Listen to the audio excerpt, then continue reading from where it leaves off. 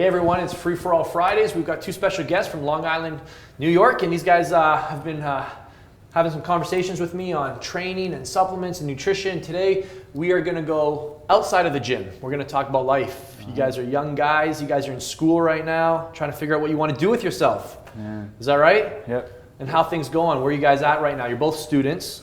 Yeah. I'm 21, I'm still in school. I got one more semester left. Uh-huh. Well, I just graduated, so currently I'm in a full-time position. But one of the questions I had to you is, when is the best time in your life to really take a risk? When you really you don't want to get stuck in the norm. Right. What kind of things can you do to really do more in the future? Yeah. Well, I guess that's a great question, by the way. And risk is perhaps one of the most important things if you want to live a life that is, I would say, beyond the norm. Because as you probably noticed, it's easy to get comfortable. And once you get comfortable, it's like getting in a rocking chair. It's very hard to get out, right? So how do you stay away from the rocking chair? For me, it's getting around people who are doing things outside of their comfort zone. If you were to hang out with me all the time, you would just naturally gravitate to taking more risk because I take a lot of risk. You know what I'm saying? If you hang out with people that are always playing it safe, you're gonna naturally gravitate to playing it more safe. So I think one of the most important things is to really be aware of the people you hang out with. Like, look at your environment. I believe that you're the average of the top 5 people you hang around the most. So if the 5 people you hang around the most are all, they kind of play it safe, most likely you're gonna play it safe too. If you start getting around people who are taking more risk in their life, naturally you'll feel more comfortable doing it, and that'll be your inclination. So I guess my first piece of advice while you guys are young is just be very aware of the people you hang out with. I'm not saying start cutting off relationships, but just be aware of who's influencing you. Does that make sense? Yeah. Good. Definitely. All right, so another question is, like, me and Kevin are still young. I'm 21, Kevin's 22. Like, what was going through your mind at our age? Like, did you right away know, like, you wanted to go into this fitness industry and become a personal trainer? So am I trying to think back at how everything went? So what was I thinking about?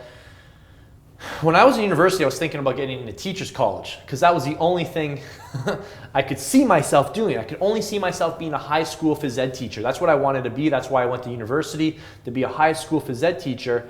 But things didn't work out. I missed my cutoff by 1%. So I got into the fitness industry instead, which was something that was still very appealing to me. But I didn't know if there was a career there because all the trainers I knew weren't doing very well. It was like they had a second job. It's like one of the only careers out there where people had a second job, right? Do you think doctors have a second job?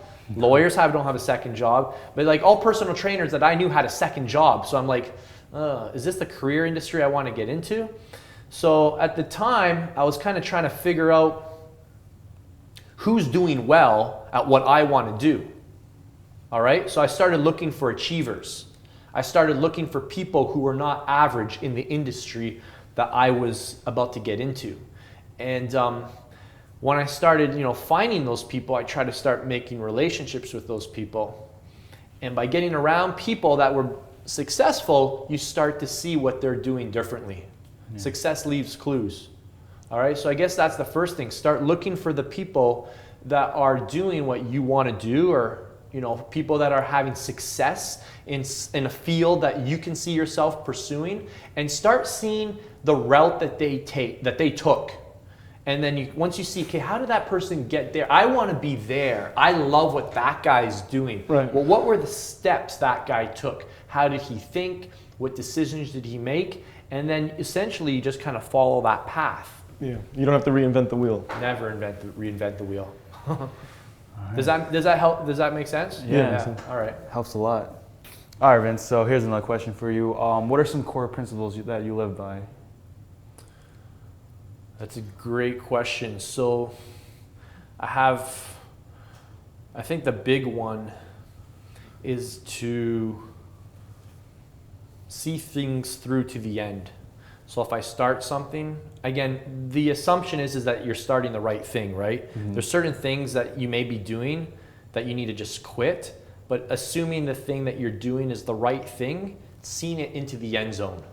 A lot of people quit too early, or they don't take it all the way. It's like stopping at the 20-mile mark when it's a 26-mile race. You're so close to the end, but you stop too early. So one of my core principles is whatever I start, see it through to the end. All right, so if it's a project, I'll have a specific goal with that project.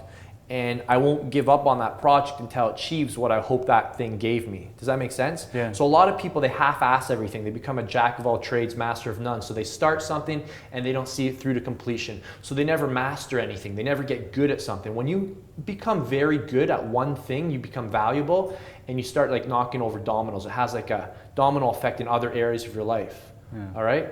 So it's kind of like becoming a specialist. It's yeah, so I guess one of my principles is to see things through to the end because of the effects it has. Yeah, before I go off on tangents on you guys. All right. So that's one of my big principles, seeing things through to the end. So Vince, what's one of your biggest motivators? You know, when you feel like you're kind of in a lull, and you know, how do you get out of that? And what's something that's going to push you to try even harder and get better each and every day? You know, a better version of yourself. Man, you gotta have things that make it hurt if you don't achieve your goals. So for me, I've kind of created a lifestyle that's very public, and I've created this fitness business where, you know, I'm on display. And, you know, I'm kind of the face, pretty much the face of my products and my message. So for me, if I don't look the part, what do you think happens? Haters come out of the woodwork, you know, people rip on you. A lot of people are looking up to me. So I've kind of created a whole business, a whole thing that requires me to stay on my game. You know what I'm saying? Yeah. So I've put myself out there. So what keeps me motivated? A lot of people are watching me. Yeah, you are your own product. Yeah, a lot of people are looking up to me. A lot of people are depending on me. And, you know, I've put myself out there. I've made myself very vulnerable. I've put myself out there for people to criticize me. I've put myself out there to, you know, have people that don't like me. And some people can't handle that. But at the same time, with all that comes a lot of accountability. It forces me to be on my game. It forces me to be at my best. And that motivates me. That motivates me. And to know that, you know, if I improve my physique, people want to learn more from me. You know, if I improve my knowledge, people want to learn more from me. And, you know, let's be honest, the more you learn, the more you earn. The more you know, the more you grow. So by creating something that forces me to be at my best, that motivates me. You know what I'm saying? Yeah. So I've kind of created a life that, you know, I have to be at my best to get everything that I want. Does that make sense? Yeah. So yeah, I've kind of reversed engineered things.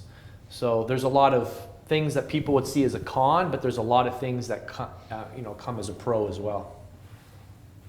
So yeah, I guess you gotta have to figure out what motivates you the most. That kind of stuff really motivates me to be on my game and to get, you know, with all that, then you get a lot of recognition too. You get a lot of people who really like you and look up to you and you know, follow you, and you get a lot of people who, you know, get rewards, and that keeps me motivated, and that makes me satisfied knowing that I'm helping people. So that keeps me motivated to want to, you know, continue. So I guess, you know, it's pain, pleasure, right? It's a combination of things. I get a lot of pleasure, but I also want to avoid a lot of pain. So figuring out what your greatest pain is and figuring out what your greatest pleasure is, and then being aware of those things constantly and having a close pulse on them is going to help you stay motivated. And you just kind of remind yourself. I'll give you guys a really practical example with my coach right now. You know, whenever he asks me how my diet is and if I'm not sticking with it, he goes, "Vince, man, a lot of people are looking up to you. You're going to disappoint a lot of people, you know."